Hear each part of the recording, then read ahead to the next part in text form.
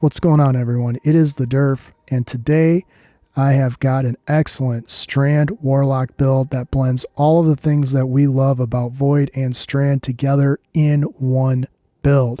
This is an elemental specific build that we are adding Void to, and I'm doing this because the next few videos I'm going to come out with are going to be prismatic, which means we're going to be combining a lot more elements than just the ones that we're going to be doing today.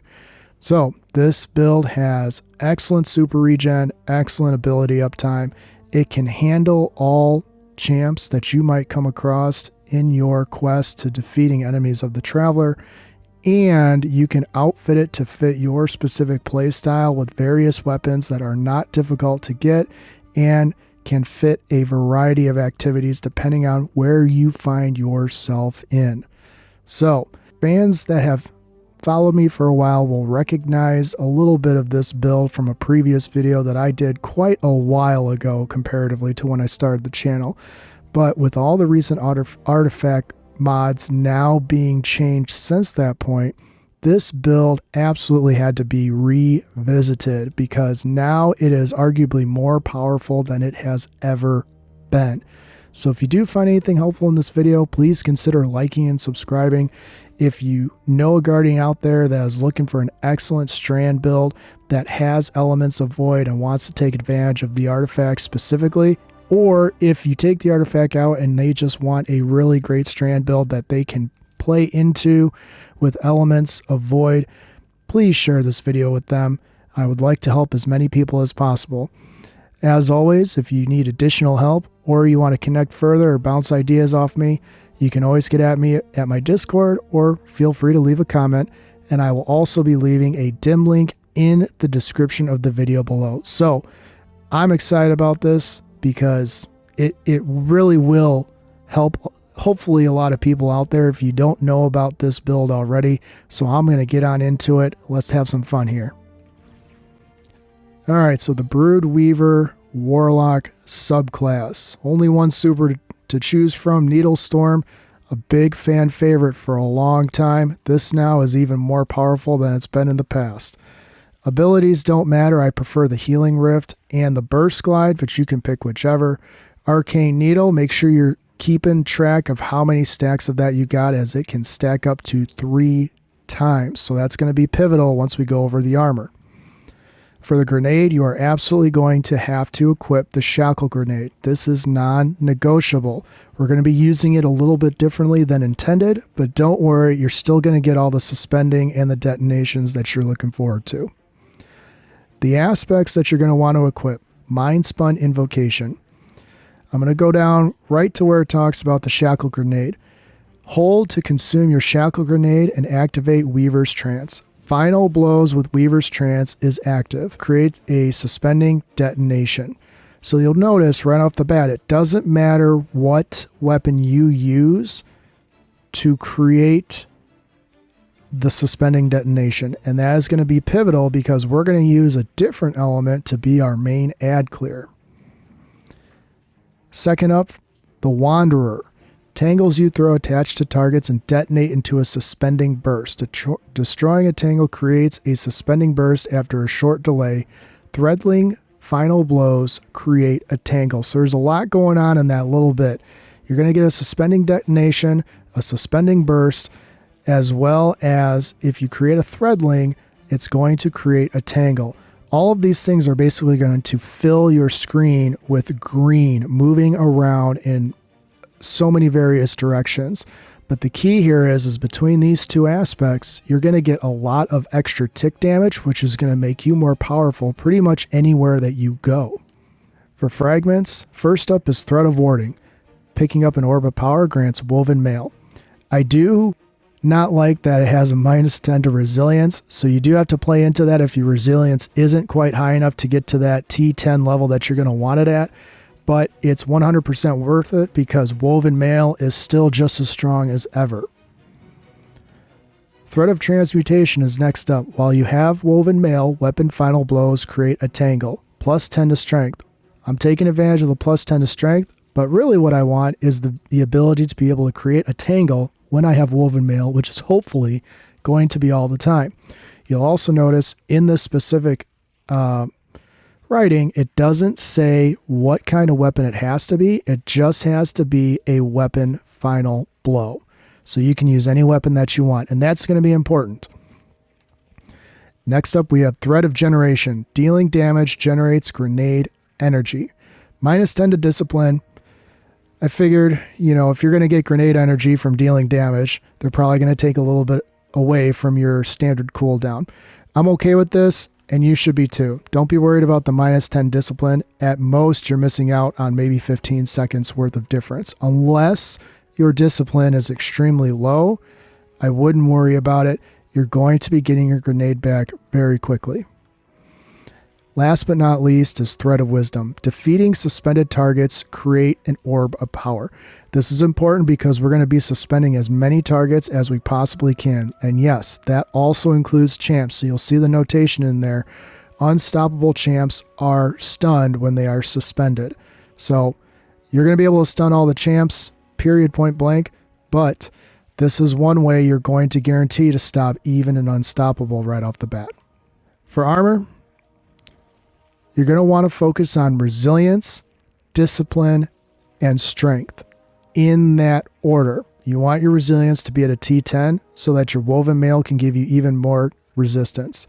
You want your grenade to be as high as it possibly can because you're going to be leaning on that for your main ad clear as well as helping generate more strand matter in the atmosphere around the enemies to help you deal extra tick damage, whether that's unraveling rounds or what have you.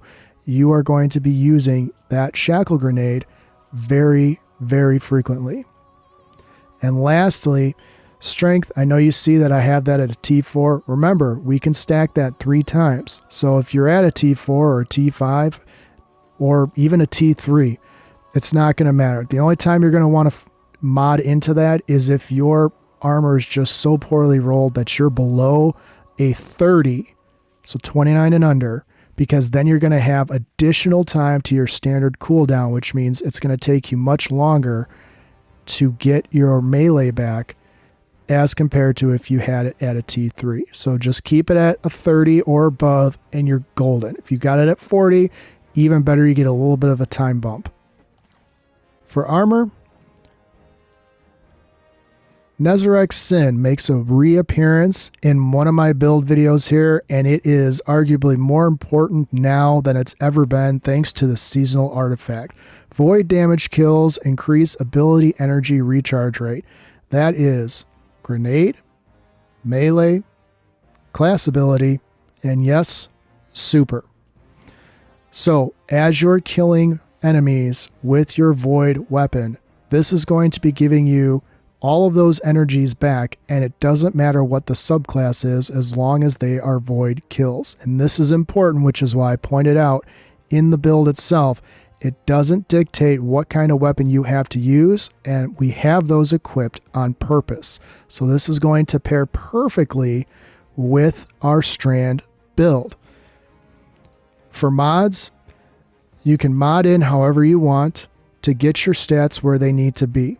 Now, if you are 10 less or so on one mod versus another, don't think that that's going to make a huge difference. It really won't. I always recommend the heavy ammo finder, and you're going to need a void siphon, which means, yes, you're going to have to be conscious about what kind of mods you're putting on here, because if you can't fit this, you're going to miss out on orbs of power. Because of how I have this modded, I did also put on a harmonic siphon. I'm not planning on doing a lot of rapid Strand final blows with my Strand weapons, but in the event that I do, I'll get a little something back for my effort. Next up, for the gauntlets, you can mod in however you need to. I only wanted to get to a T9. I don't necessarily need to be at a T10, so I just took the +5 to discipline, but you can do however you want.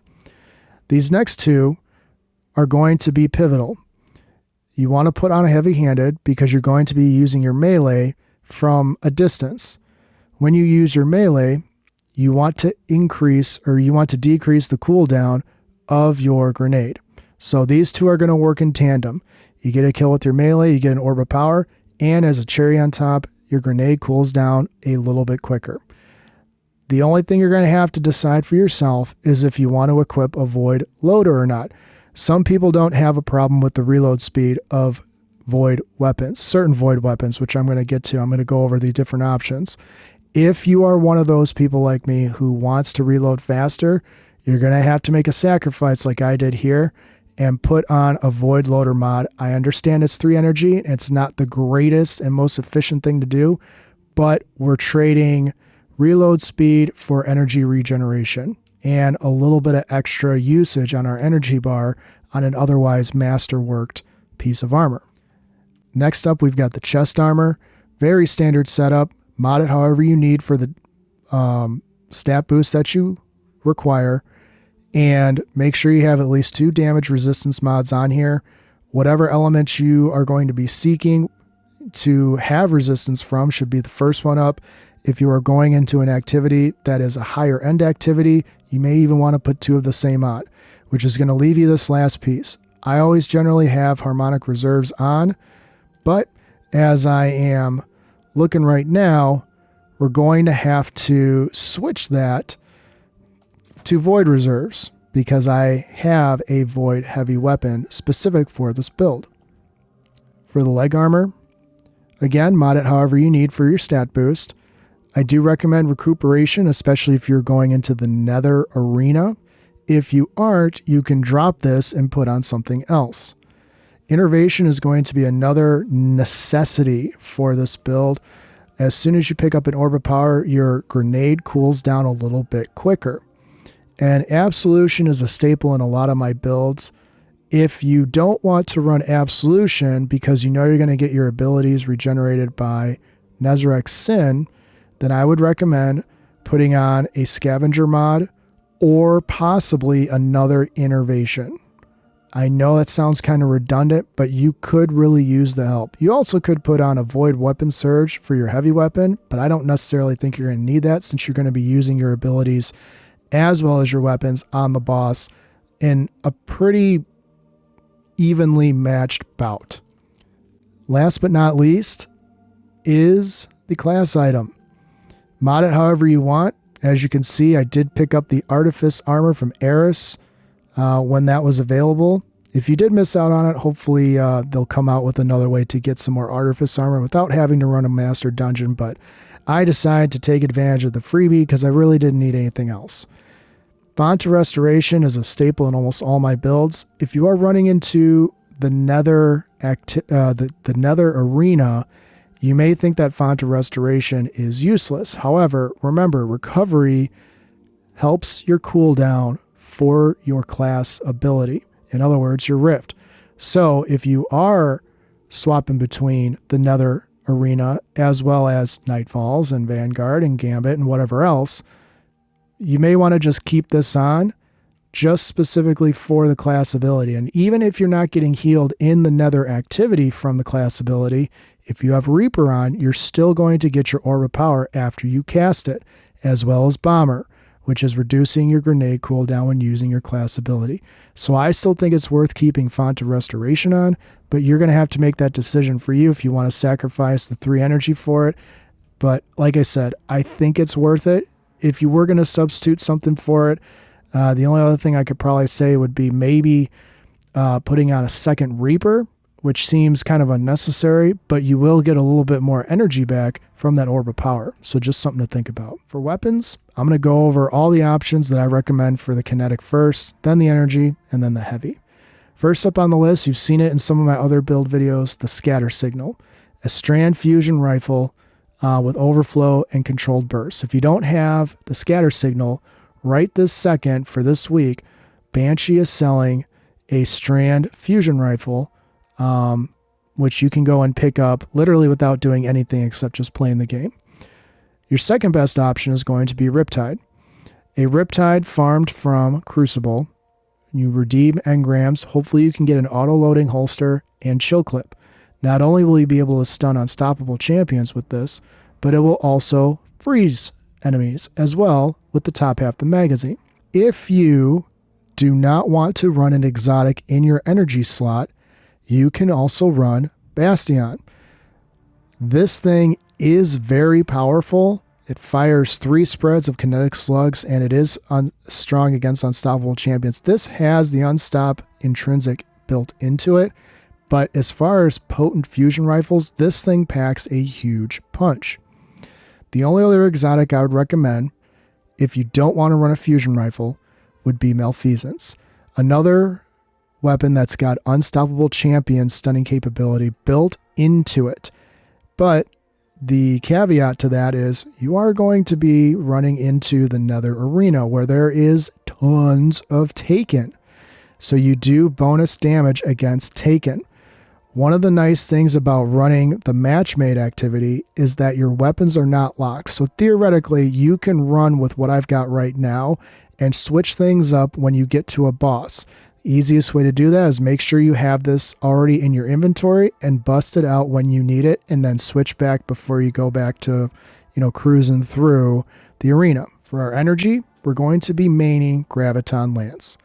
You can main others, and I'm going to go over those in a second. But it doesn't matter where the void kill comes from. It just has to be a void kill to boost your ability regen from Nezarec Sin.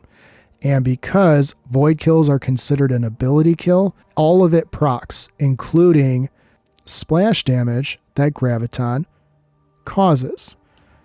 So it's going to be the most efficient weapon that you can use out of all these options. But if you are okay not getting your abilities as quickly, but still know you're going to get them back quickly, I would recommend substituting it for a void weapon that has excellent splash damage. Age-old Bond with Dragonfly and destabilizing rounds, a Mahis with Dragonfly, or Positive Outlook with destabilizing rounds. Now the key here is that Graviton doesn't have a cooldown for its splash damage. And anything with Dragonfly doesn't have a cooldown also. But destabilizing rounds, while they did get a buff as far as how little you have to wait until you can get destabilizing rounds to proc again, you still have a little bit of a cooldown. Again, I don't really think it's going to affect you that much, but destabilizing rounds compared to Graviton Lance's tracking projectiles, they're not really going to compare. Graviton is just better. However, if you'd rather put on Malfeasance, this would be a good way to make sure you're getting plenty of splash damage with your main ad clear before you pull out Malfeasance on that major or boss. In a pinch, if you wanted to, you could also use Le Monarch. The only reason why I'm recommending Le Monarch is not because you can rapid fire this thing 100 times in a minute. It's because you can benefit from health regen with Unrelenting. So if you are running another activity and you aren't speed running it, because there's not really a timer on it anyways necessarily, you can have this on, and every time you get a rapid kill of 2, simple red bar enemies, you'll get a little bump to health back on top of your orb of power, on top of your ability regen. So it's just something to think about. For the heavy weapon, I strongly recommend a Commemoration with Reconstruction and Rampage. You're going to be able to proc volatile rounds because of its intrinsic good stability and accuracy. From distance too. At 450 rounds per minute, you don't need to have max stability to be able to control this thing. In fact, it's very easy to control even without, 100 recoil direction. You can also use a Retrofit Escapade, a Taipan, or an Eyes Unveiled. Now the key here between these last two are going to be that you need to have the 5th column unlocked in the artifact. Because of how the leveling system works, if you're not playing this game for a decent amount of time every single day, it's going to take you a little bit to get that last column unlocked. You need a lot of experience. You can also use Hammerhead. Basically any void machine gun is what I would recommend first. Then if you want to get into linear fusion rifles, that would be when you would pull out one of these two. For the artifact, almost identical to another build video that I've already done, but just things to consider as you're making your build. Number one, you want to be able to have Volatile Marksman on. You also want to have Overload machine guns and Unstoppable fusion rifles. Next up, you're going to want unraveling orbs. While I understand that we're not going to be picking up orbs of power to get our unraveling rounds and then spamming our Strand fusion rifle, it is nice to get that extra tick damage. King's Vestige. This one's kind of a gamble. It's more about the possibility of getting 3 Taken Seeker rounds that disrupt and exhaust targets more than anything. Hold the Line. If you're running the machine gun, you absolutely need to equip this. Maligned Harvest. Rapidly applying Volatile causes your next instance of void weapon damage to create a weakening burst. Pretty straightforward. I want to be able to weaken my targets. So with the Strand class, you don't often think of weakening happening, but thanks to the artifact, now that's possible. Horde Shuttle. Damaging unraveled targets with a weapon occasionally spawns a thread link. So just another way to get some extra tick damage. Now, once you get the final column unlocked, you're going to have 3 choices on what you want to do, and it's going to depend on your playstyle. The first one that I would absolutely recommend is Void Flux. Defeating weakened targets with a void weapon applies Volatile to nearby targets. Powerful targets increase the radius of the explosion. Pretty straightforward. You want the targets to be volatile, and you want to be able to proc this by weaken. So, since you're running a void heavy weapon and a void energy weapon, this is going to be happening pretty regularly. Next up, Heavy Ordnance Regeneration. Dealing sustained damage to targets with a heavy machine gun or rocket launcher grants damage resistance and increases grenade and melee regeneration for a short duration. This is probably what I'm going to have selected as soon as I get this unlocked.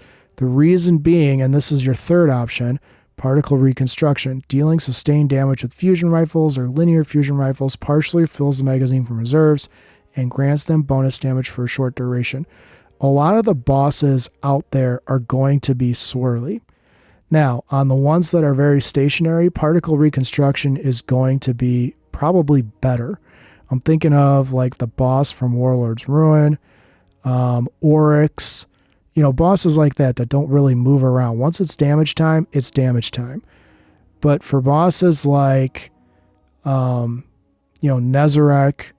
or possibly, really pretty much any boss that's going to move around. There's not many that just kind of sit there and let you beat on it without at least giving you some kind of fight back. So when you're picking out what to put on this 5th column, have that in consideration. Now, if you're not running things like raids and dungeons regularly, which I'm pretty sure everyone is at this point, simply because there is new content and people are going to want to, use your best judgment and just make sure you're equipped to deal with whatever is coming, at you. So that is the build. What I'm going to do is I'm going to take us into the altars again, and I'm going to show you kind of the gameplay loop that you kind of have to have in the back of your head while you're using this. There really isn't much to it. You consume your grenade and you start blasting. If you can remember that, this build is going to work great for you. You're going to get volatile, you're going to weaken enemies, you're going to be able to stun champions, you're going to be able to pay your superiors. It's really a complete build, even without the whole artifact unlocked. And that is why I'm putting this out here before I start getting into the prismatic builds. Because once we get into prismatic, then we're going to have a lot of options to consider. So, if you did find anything helpful with this build, please consider liking and subscribing. If you know a Guardian that could benefit from a build like this now that you're, up to speed on what the build is, please share the video with them. I want to help as many people as possible. I'll make sure to have a dim link, and if you guys want to connect further or bounce more ideas off me, or you need additional help, feel free to join me on my Discord. So I'm going to get us into the altars right now and just kind of show you very quickly, because it's not going to take much to see how it's going to work for you. You're going to catch on pretty quick, and we're going to get it going. Alright, so I just spawned in. I'm going to kill this ogre real quick, and then we're going to get started. I'm going to show you how it's going to work. So I'm going to consume my shackle grenade, and like I said, just start blasting. So you can see I am able to proc Volatile. I've suspended a lot of enemies already with very little effort. And like I said, it doesn't matter what weapon you use, you're going to be able to proc it regardless. And you can see I had 6 seconds left on Weaver's Trance. I just decided to activate it again. And when you activate it with some left over, it stacks. So you don't actually lose it if you activate it again. Now obviously the key here is with Weaver's Trance, if you're going into like a Master or a Legend Lost Sector, or sorry, an Expert Lost Sector, it's not going to serve you very well because it's not going to be a very ad-dense activity. So we're thinking Vanguards, Gambit, definitely not Crucible, certainly Onslaughts, and of course the Nether Arena. So it's pretty straightforward. You can see even with that little bit of effort that I just put in, you know, I've got my melee's fully charged, I've got my super almost fully charged, and I haven't really been playing that aggressive. I'm just letting Graviton kind of just do the work for me, and that's part of the process, is knowing that when I pick up Orbs of Power, I'm going to get Unraveling rounds, and I'm going to be able to, you know, really do a lot of area damage in a very short amount of time. So that is the video. You know, hopefully this video will help somebody out there who didn't know that you could pair such a strong exotic piece of armor with a strong exotic weapon that doesn't match the elemental subclass that you are running. I know that it's been talked about in other build videos out there by other creators, you know, not just me, but now that the seasonal artifact pairs two of what I would consider to be the most fun and satisfying elements to use on a regular basis, it makes this build just absolutely ridiculous. It's simple to use, it doesn't really require any kind of specialized weapons or playstyle. All you have to do is forego using the Shackle Grenade as it is designed and instead just consuming it before you start blasting away. So I appreciate all your guys' support. Thanks for checking out the video. Hopefully it's helping somebody out there, and I will see you guys next time. Take care.